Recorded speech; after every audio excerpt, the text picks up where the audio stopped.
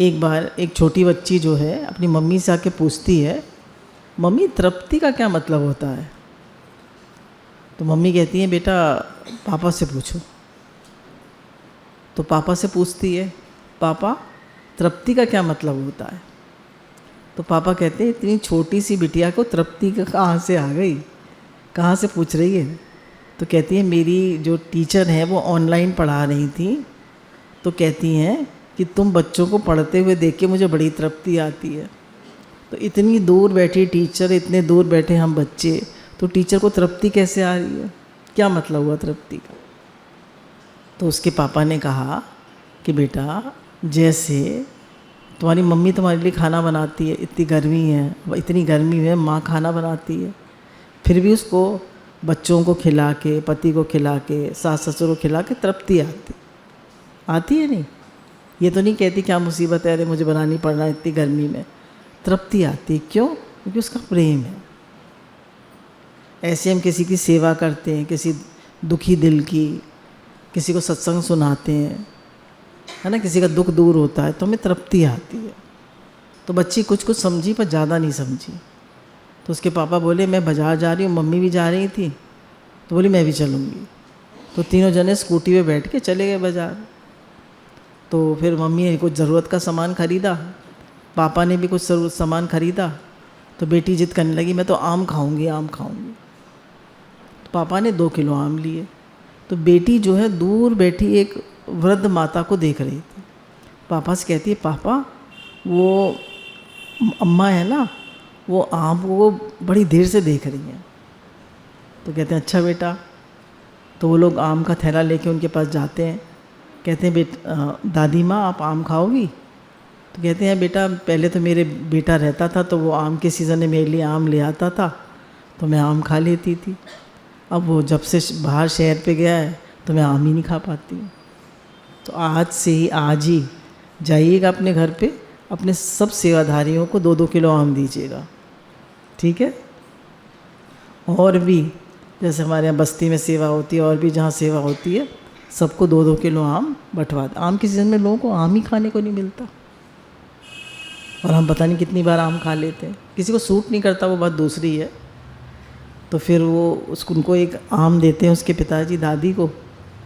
तो कहते हैं, दादी जैसे बड़ी जल्दी जल्दी खाने लगती हैं और बड़ी उनके चेहरे पे तृप्ति सी लगती है। फिर वो एक आम दे के बहुत उसको उनका शुक्राना मानती हैं और कहती हैं, बेटा जुग जुग जियो। वो स्कूटर पे चलने लगते हैं। तो वो फिर भाग के जाती है वो लड़की और दादी से कहती है, दादी एक आम और ले लो। कहती है, नहीं बेटा, एक से ही तृप्ति आ गई, एक और ले लो। तो दादी की आंखों में आंसू आ जाते हैं और वो अपने आम के सने हाथों से उसके सर पे हाथ रखती हैं और कहती हैं, बेटा जुग जुग जी। इसे कहते हैं तृप्ति। हम तो सिर्फ अपने बारे में ही सोचते रह जाते हैं।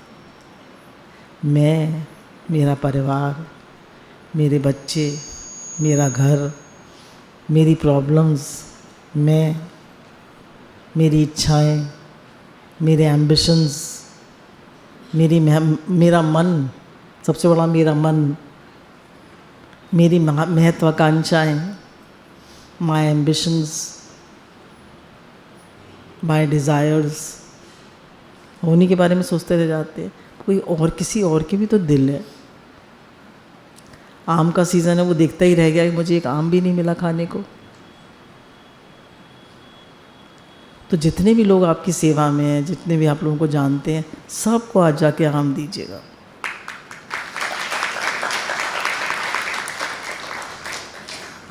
हमारा ध्यान ही नहीं जाता कि आम के सीज़न में भी आम बांट दें, क्योंकि हम लोग सेल्फ सेंटर्ड होते जा रहे हैं। मैं ये नहीं कह रही आप लोग, हम सेल्फ सेंटर्ड होते जा रहे हैं। हम अपने मन के बारे में तो सोच पाते हैं, पर औरों को किस चीज़ की ज़रूरत है, औरों को किससे तृप्ति आएगी, वो हम सोच ही नहीं पाते। गुरुजी हमारा पक्का कराते हैं, सबका भला, सबका भला, सब स्वस्थ हों, सबको तृप्ति आए, सबके मन में संतोष आए, सबको संतुष्टि, तृप्ति, भरपूरता, खुशी हम दे पाए। हमारे जीवन में भी तृप्ति और संतुष्टि आए और हम सबको, एक तृप्त और संतुष्ट व्यक्ति तो सबको तृप्ति दे सकता है। जो खुद ही परेशान लगा पड़ा है वो कैसे किसी को तृप्ति देगा? हम खुद भी तृप्त हों और सबको तृप्ति दें। ये किसी को बड़े प्रेम से, बड़े आदर से, जैसे भगवान को भोग लगाते हैं, ऐसे बड़े आदर से किसी को प्रेम से प्रसाद पवाएं तो उसको तृप्ति आती है, खुशी आती है। तो जब आप किसी की आत्मा को संतुष्ट करते, बोलचाल की भाषा है, आत्मा तो संतुष्ट और तृप्त है, पर किसी को, आत्मा को हम कहते हैं बोलचाल की भाषा में, संतुष्ट करते हैं, उसे तृप्ति आती है, तो आपको भी तृप्ति आती है। तो सबको खुशी देने से सुख ही सुख है, सुख देने में, और दुख ही दुख है, सुख लेने।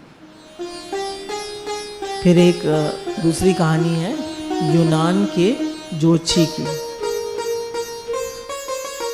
तो एक बार यूनान के जोशी जो थे वो सब आसमान पे देखते हुए चल रहे थे, सब चांद सितारे और सब उनको देख रहे थे। तो इतना ज़्यादा वो देख रहे थे कि ग्रहों के और नक्षत्रों के क्या पोजीशंस हैं, क्या वो हैं, इतना उसमें तल्लीन थे कि उनका पैर जो है फिसल गया और वो एक कुएं में जाके गिर पड़े।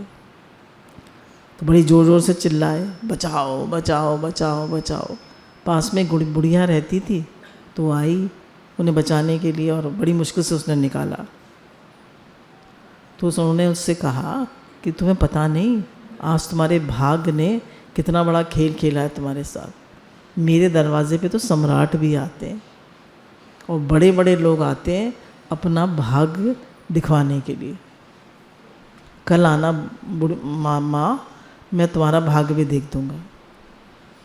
कल बुढ़िया जाती है तो कहती है, अरे बेटा तू मेरा क्या भाग्य देखेगा, तुझे तो सामने कुआं भी ना दिखा, तू क्या मेरा भाग्य दिखेगा। बोले जिसे सामने कुआं ना दिखा वो क्या भाग्य देखेगा मेरा। अब तो इतने बड़े यूनान के क्या कहते हैं ज्योतिष, वो तो एकदम अवाक रह गए, क्या कह दिया बुढ़िया ने। तो उन्होंने कहा मैं चांद सितारों की तो बात करता हूँ, बड़ी बड़ी बातें तो करता हूँ, पर वास्तव में मुझे तो कुआं भी नहीं दिखा। तो उनका ऐसे ही हम भी जीवन में बड़ी बड़ी बातें तो करते हैं, पर हमें क्रोध आ जाता है, हम इरिटेट हो जाते हैं, हमें छोटी छोटी बातों पे स्ट्रेस हो जाता है। कोई बात हमारे मन अनुकूल ना हो तो हमें चिंता हो जाती है। कोई भी सिचुएशन आ जाए जो थोड़ी डिफ़िकल्ट हो, टफ हो, तो डिप्रेशन हो जाता है। तो अगर हम छोटी छोटी बातों को, छोटी छोटी प्रॉब्लम्स को अपने जीवन में हैंडल नहीं कर पा रहे, तो हमारी बड़ी बड़ी बातें, वो तो बड़ी बड़ी बातें करते थे ना। जोशी, सम्राट के जोशी थे, पर उन्हें कुआं नहीं दिखा, तो बुढ़िया ने उन्हें जगा दिया 1 मिनट में। तो गुरु भी हमें जगाते हैं कि तुम बड़ी बड़ी बातें तो कर रहे हो, पर अपने काम और क्रोध पर भी विजय पाओ। जो काम और क्रोध को वश कर लेता है वो मोक्ष के योग है। जो जीते जी इस काम और क्रोध के वेग को रोक लेता है वो मोक्ष के योग्य होता है। भगवान ने गीता में कहा है, जो जीते जी काम और क्रोध के वेग को, वेग आता है ना, देखिए भगवान ने ये नहीं कहा कि तुम्हारे अंदर काम और क्रोध ना आए, भगवान ने कहा वेग, वेग आता है, एकदम जोर से उबाल आता है। कामनाओं का वेग नो। हमारे गुरु क्या कहते हैं, he is a brave man who can say no. नहीं खाना तो नहीं खाना, नहीं बोलना तो नहीं बोलना, नहीं खरीदना तो नहीं खरीदना, नहीं करना तो नहीं करना। इतनी हमारे अंदर धीरे धीरे पावर आती जाए।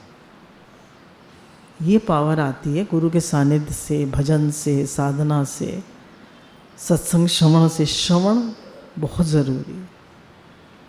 जब कोई बात आप बार बार सुनते हैं तो वो आपके माइंड में चलती है, और जो आप सुनते हैं वो थॉट्स में आता है, and thoughts leads to actions, and actions leads to habits, and habits leads to character, and character leads to destiny. कहाँ से शुरुआत होती है? विचारों से। तो गुरु कहते हैं अपने विचारों को संतुलित रखो, उसमें काम और क्रोध अगर आए भी उसके वेग को सहन करने में समर्थ बन। नो कर नो, मुझे नहीं मिलना, कोई बात नहीं, हर चीज़ को नो करना आना चाहिए। गुरु भगवान के अनंत अनंत